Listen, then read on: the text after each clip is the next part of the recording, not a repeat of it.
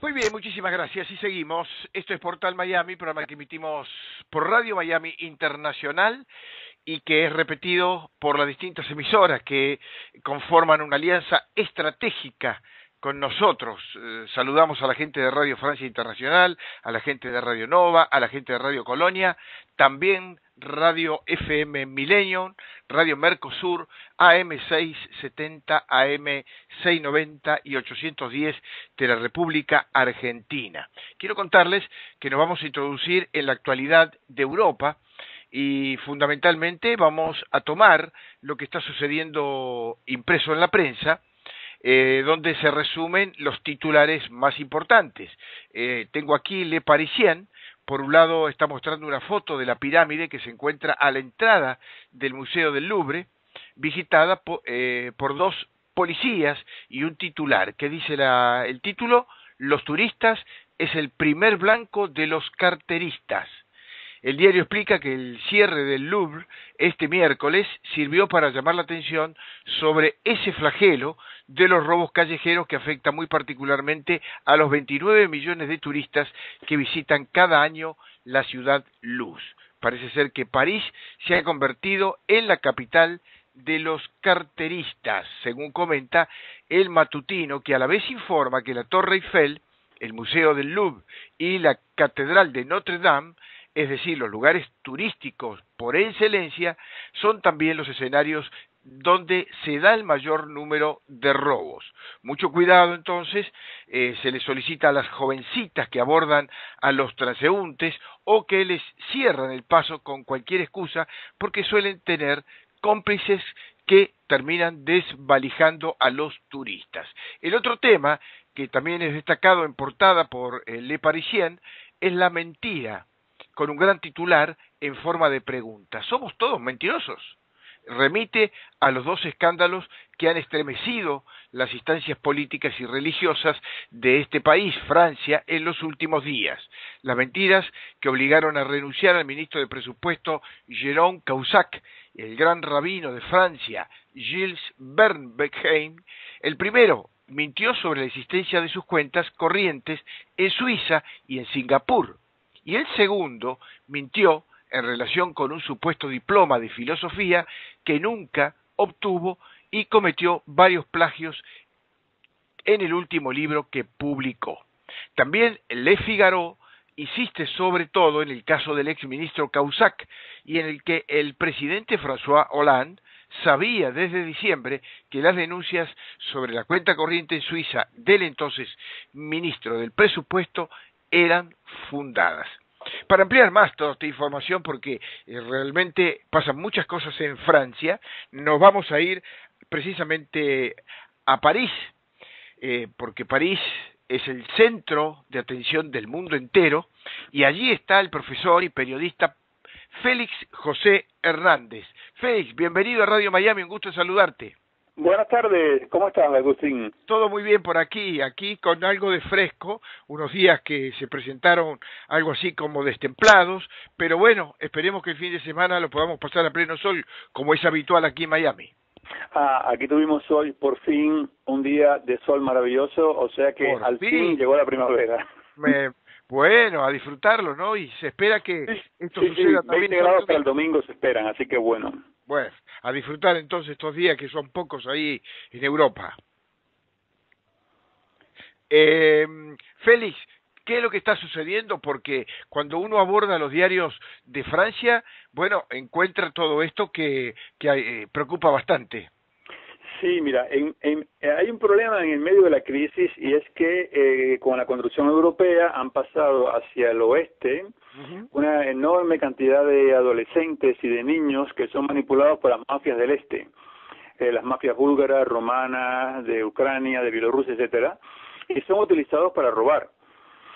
Y actualmente, por ejemplo, hoy se informó de que el gobierno chino había pedido al gobierno francés que protegiera a sus turistas, porque los asiáticos, chinos, japoneses, coreanos circulan por París entre los casi 30 millones de turistas anuales con mucho dinero en efectivo, no utilizan como los otros europeos las tarjetas de crédito. Y resultado que en los grandes museos, en este caso el Louvre, pero también ocurre en la Torre Eiffel, como tú decías hace un momento, y sobre todo en Montmartre. En Montmartre yo los he visto, que es impresionante. Pues se caen en grupos, 7, 8, 9, 10, a una asiática, la rodean, la tiran al piso, le quitan, le arrancan todo. Y hay una violencia en los medios de transporte públicos, sobre todo autobuses y metro, que por ejemplo dan las estadísticas no solamente para los extranjeros. Por ejemplo, en lo que va de año se ha aumentado el 29% de los actos de delincuencia en los transportes públicos y el 45,5%, o sea, la mitad de los parisinos declaran que tienen miedo a ser agredidos o ser robados en los transportes. O sea que la situación no es brillante, a tal punto que los empleados del Louvre fueron a la huelga, porque cuando ven a un turista, al entrar gratis al Louvre, los adolescentes, pues entran poco a poco y después se reúnen 20 o 30 y atacan a un turista dentro del museo, que es gigantesco. Cuando los empleados lo van a defender, pues lo tiran al piso, lo escupen, lo insultan y cerraron el museo ayer. Hoy llegó la policía entró al museo, está afuera para proteger a los turistas y a los empleados, lo cual es una cosa inquietante. Y por otra parte, no solamente la delincuencia que se refiere a estos chicos que vienen del este, sino también, como hay una nueva ley que acaba de ser votada hoy por el Senado, que es la ley del matrimonio homosexual, ha comenzado a crecer una cosa que era inexistente en París, que es la agresión contra los homosexuales por parte de los homófobos. Y esta semana, 2 parejas de ellos, una en paradas de metro, fueron agredidos físicamente. Incluso hubo degradaciones en las oficinas de Blanc Manteau, en el Distrito 4, a tal punto contra homosexuales que el alcalde de París, Bertrand Delanoë, dijo que había una aumentación inquietante de la violencia contra los homosexuales parisinos. Y el ministro de Interior, Manuel Valls, declaró que la República no puede ceder frente a estas violencias y al clima de intolerancia que debe cesar.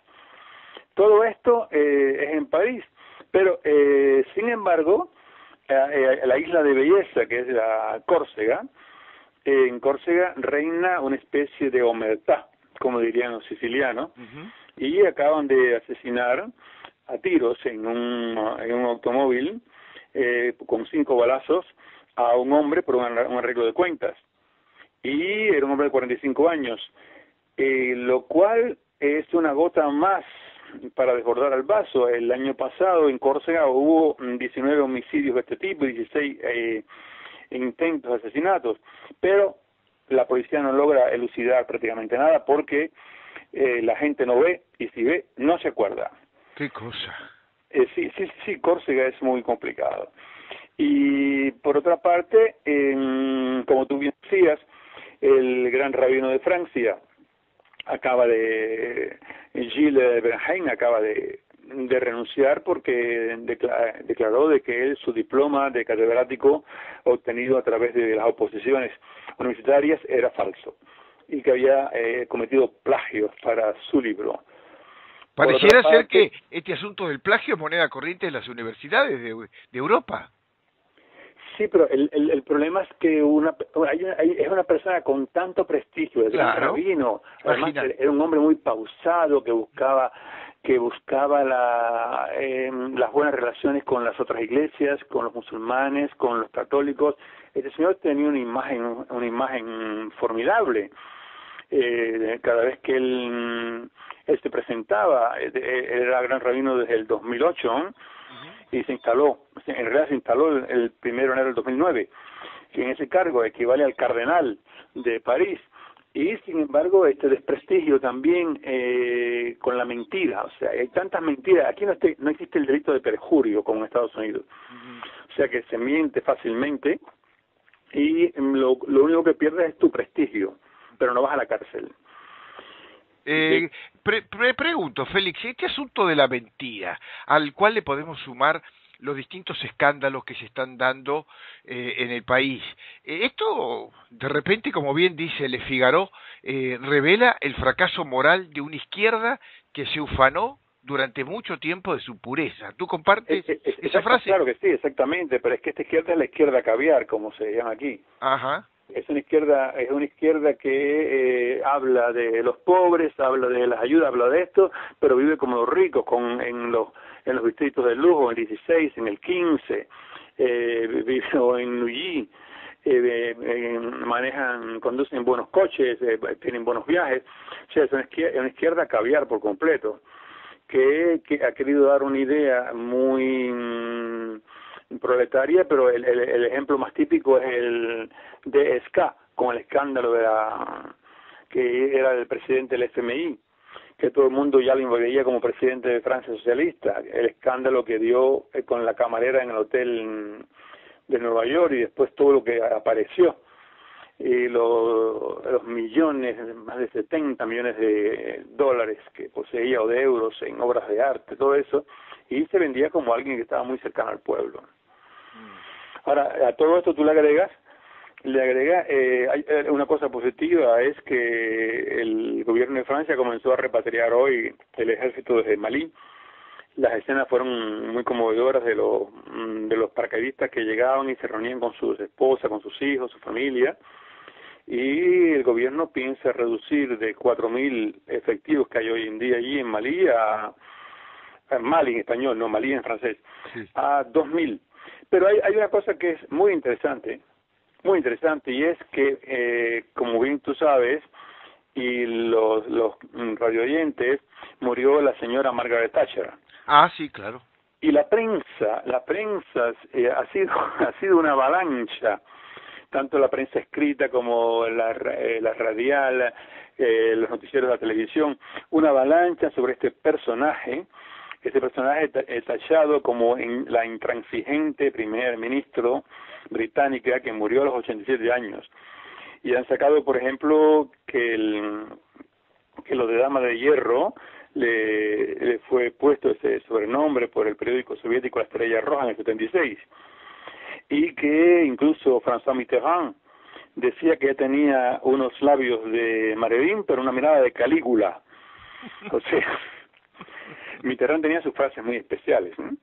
Lógicamente era una mujer inteligente porque era vivía en un medio ambiente muy muy modesto. El padre tenía una pequeña tienda que vendía, en Cuba decimos bodega, en España ultramarinos, comida. El abuelo era zapatero y ella llegó a tener un diploma de Oxford. O sea que ella era inteligente, pero su intransigencia,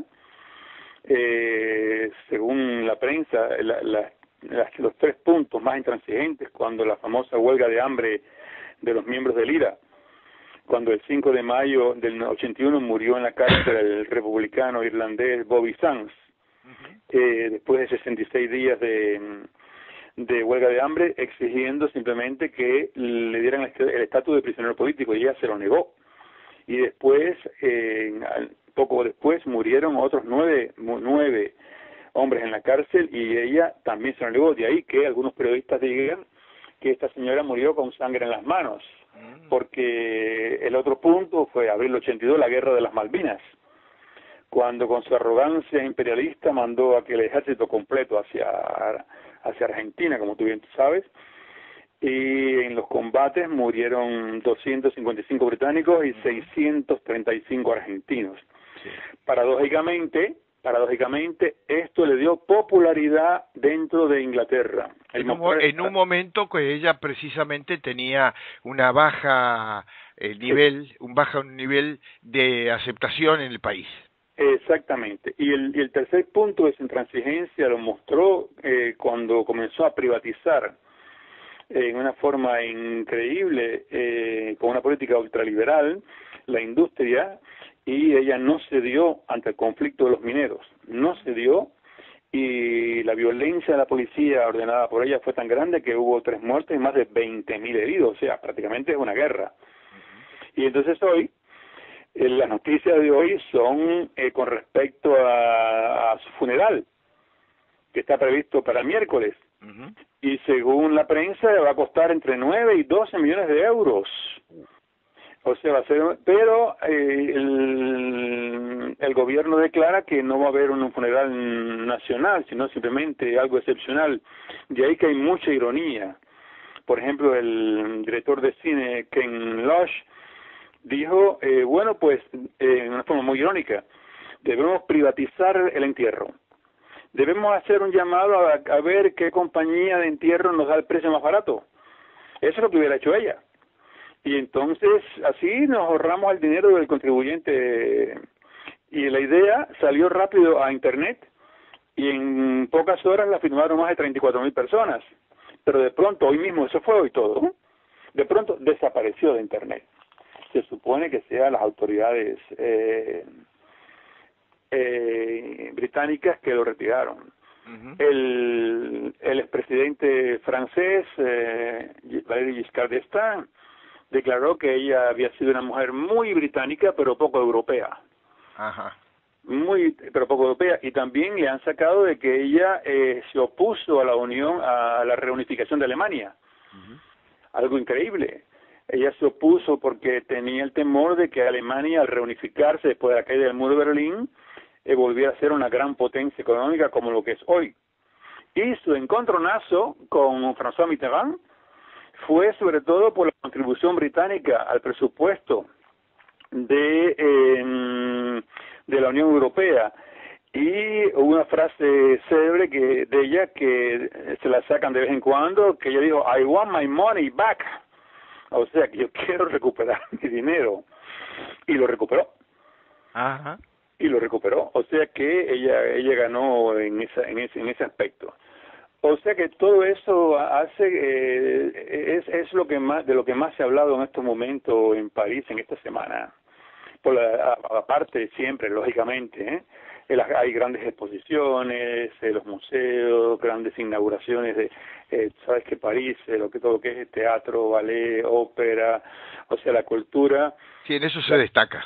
Se destaca siempre. Ahora te quiero hacer una pregunta. Recién hablábamos y pasábamos revista a lo que podemos llamar el fracaso moral de la izquierda y también las situaciones que se viven con estos escándalos como el del este señor Rabino, ¿no? Que realmente da vergüenza ajena. Pero me llama la atención y también hay que incorporar, antes de pasar a ese tema, al presidente Hollande. Porque el presidente Hollande fue alertado por un ministro que hizo saber sobre las posibilidades de ser ciertas ese ocultamiento de dinero del exministro Kawasaki en los paraísos fiscales. Y él dijo que le creyó porque le miró los ojos. Pero a todo esto llama la atención la posición de Le Figaro, uno de los diarios, yo diría, más populares de Francia y de París, donde muestra su oposición a que los ministros y los altos funcionarios sean obligados a revelar el monto de sus bienes cuando ingresan a la actividad pública, o sea, al gobierno, porque considera que esa medida sería como desproporcionada. ¿Qué te parece? ¿Cómo cayó esta actitud de Le Figaro?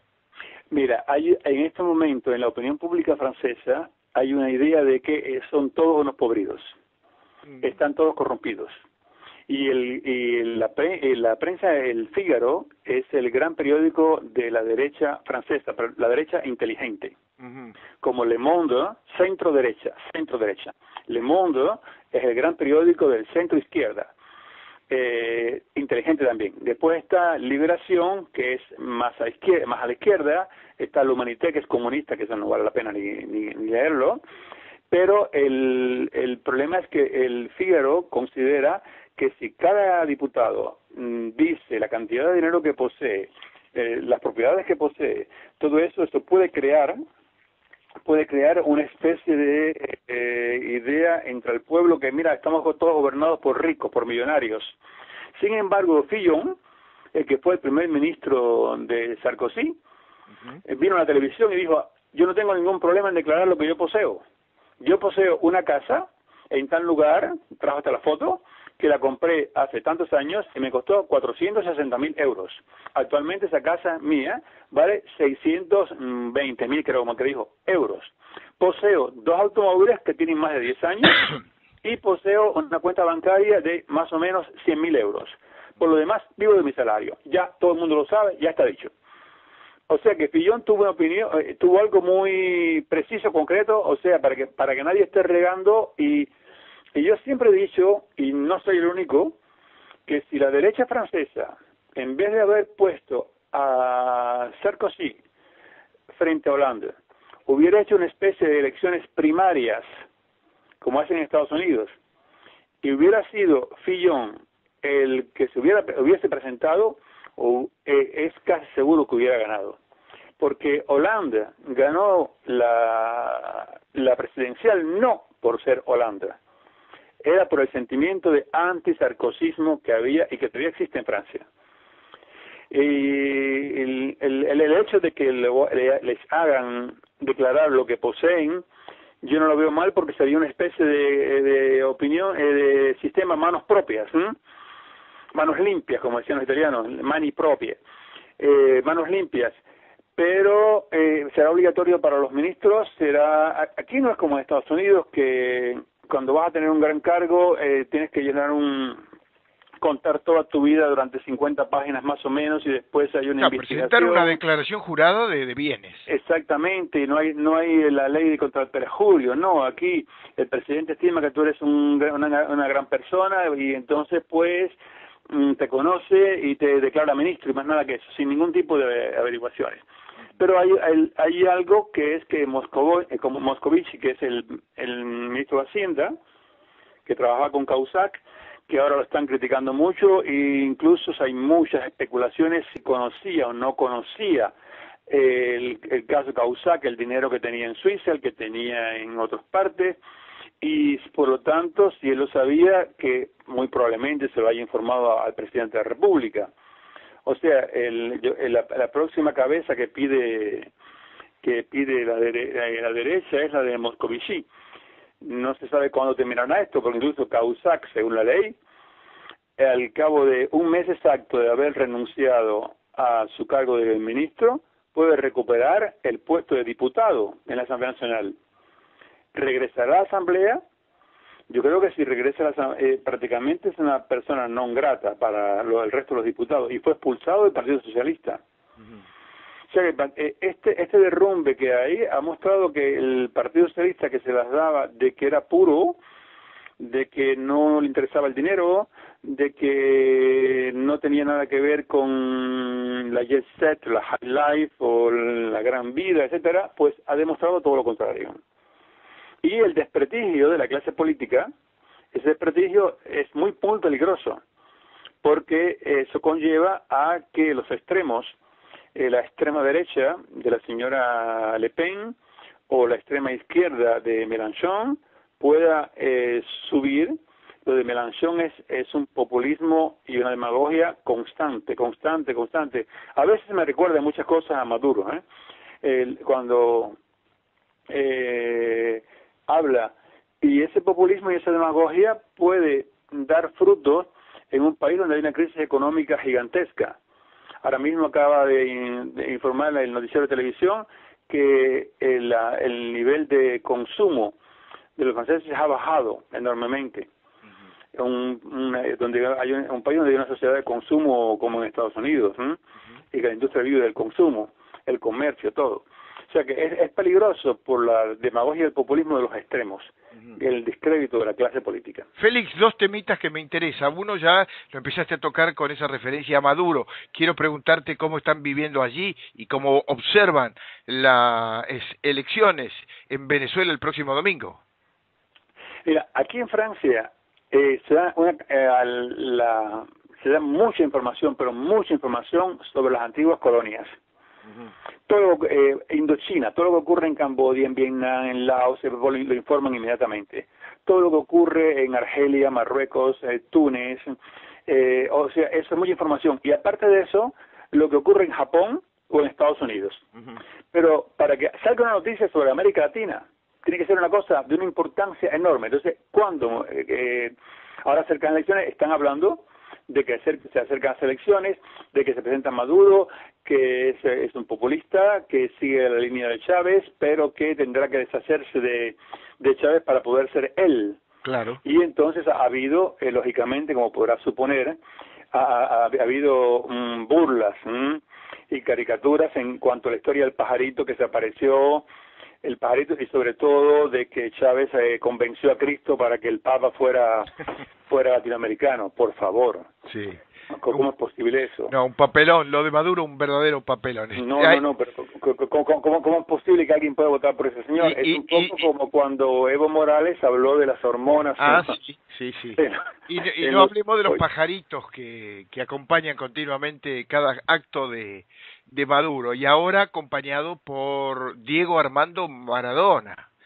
Otro personaje. Que habrá sido un excelente jugador de fútbol, pero por no abundar, digamos, hasta ahí llegó. Hasta ahí llegó, exactamente.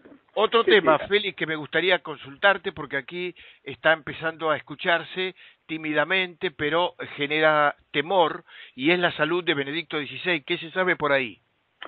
En las imágenes que presenta la televisión, incluso hace más de una semana, cuando el Papa Francisco fue a verlo, se veía muy débil, muy débil. Incluso las manos, la forma de caminar, y hoy en España se comentó mucho, o sea, la prensa francesa hizo alusión a lo que se comenta en España sobre que está muy delicado de salud, y esa debilidad tan grande que tiene, esa pérdida de fuerza tan grande, según los grandes periódicos de hoy, fue lo que ocasionó que él renunciara antes de que le ocurriera como a Juan Pablo II, el gran Juan Pablo II. Recuerda la imagen en la ventana del Vaticano, que no podía ni hablar, cómo se degradó físicamente al final de su vida. Y parece que se especula sobre que su salud está muy delicada. Sí, si bien no tendría una enfermedad específica, sí hay gran preocupación porque ya están empezando a temer algo grave en los próximos días. Sí, exactamente. Esperemos que Dios esté con Benedicto XVI y lo acompañe, y bueno, y que sea lo que Dios quiera. Exactamente. Félix, se nos fue el tiempo, pero realmente un placer escucharte, un placer de enterarnos a través tuyo de todo lo que acontece, no solo en París, sino en toda Francia, y también con el conocimiento que tienes de todo lo que es Europa. Muchísimas gracias, te deseamos que se cumplan los pronósticos y que fin de semana tengan pleno sol ahí en París. Esperemos que los 20 grados del domingo. Un gran abrazo desde París a todos los amigos, y a ti especialmente, Agustín. Muchísimas gracias, Félix, un gran abrazo. Un abrazo. Que sigas muy bien. El profesor Félix José Hernández, periodista cubano que vive allí en París y que nos trae toda la información de lo que pasa en aquella parte del mundo. Hacemos la pausa, volvemos enseguida.